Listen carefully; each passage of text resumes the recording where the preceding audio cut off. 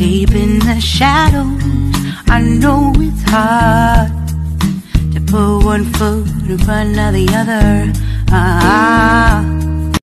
Ayan guys, ito yung ating ingredients. Ayan. Pinakuluan ko na yung pork liempo. Tapos ang ating patatas at saka carrots. Kaya po ganyan ang kulay ng ating kawali. Kasi pinarito ko dyan ang patatas at saka carrots para mas masarap. Tapos ang ating bell pepper, sibuyas, bawang. Okay, igisa na natin. Tapos ito lang gagamitin ko ngayon guys kasi tamad ako magano ng mga sahog-sahog para mabilisan. Alright. Yan, mainit na itong ating kawali.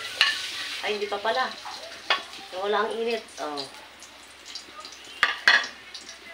Dami ko na itim yan. Pero ano yan, sa pagprito ko yan ng carrots.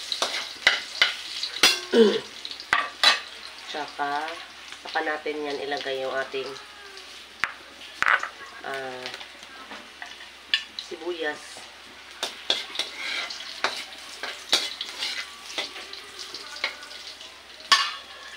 Pinakuluan ko na yung liempo para mabilis guys. Lagyan na natin ang ating sibuyas.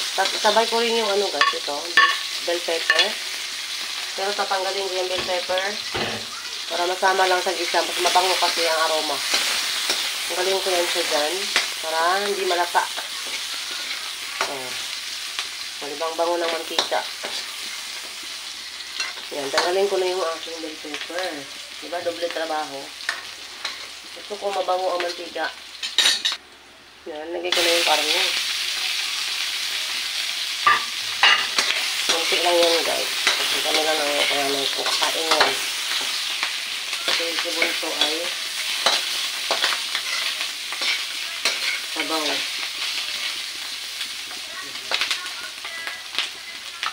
Takpan ko muna.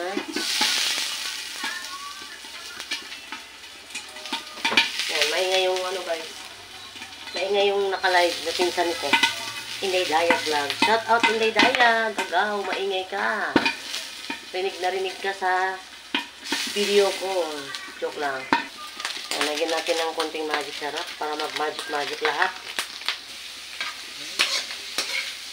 Haluin ng haluin. Kasi luto na yan ang kainin natin eh.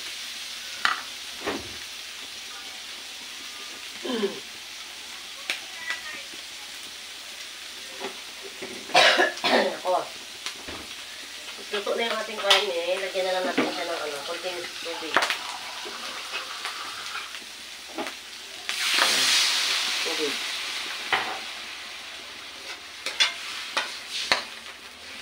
Ay, mali ako. Dapat pala yung sabaw niya nilagay ko. No? Tuwa sa tuwa. Yung sabaw niya.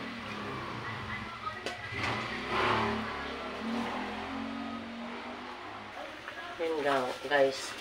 Ilagay ko na. Try ko na to guys. First time ko maggamit ng ganito. Yung margarita mix nila. Kahit hindi yan masarap. Basta tinry ko. Diba? Sana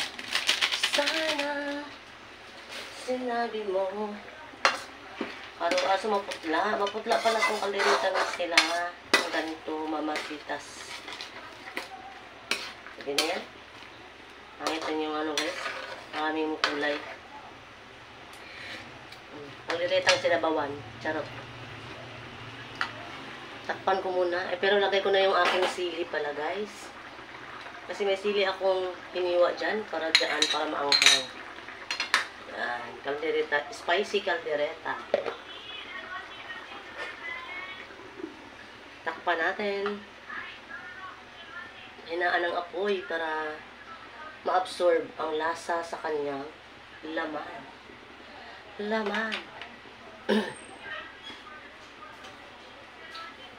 Update tayo mamaya guys. Ayan guys, ang update natin. Tikman ko nga muna at kung sakto na ba ang ating timpla.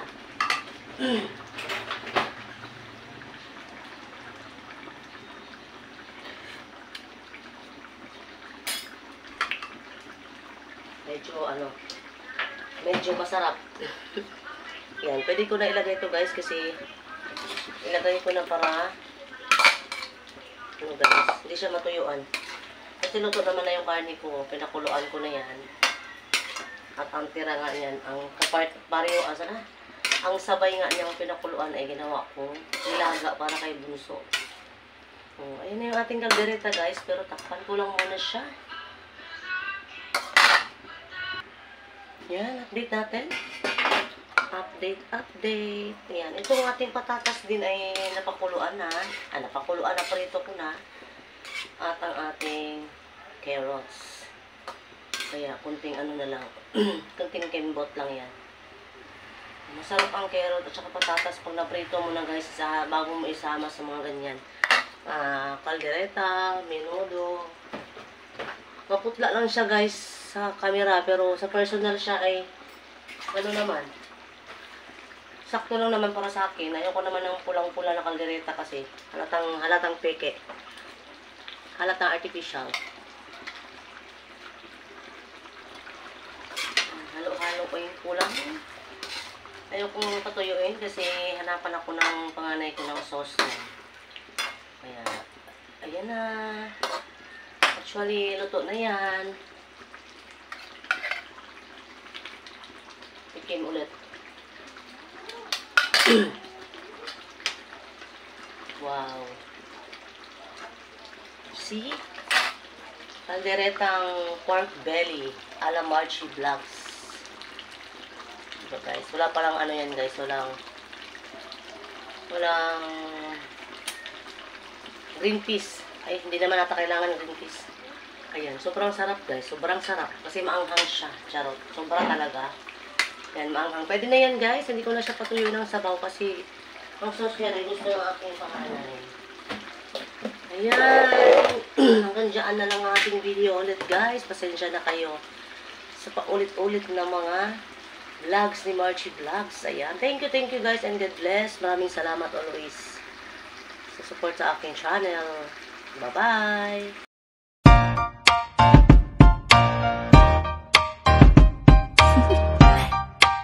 Do you want to know?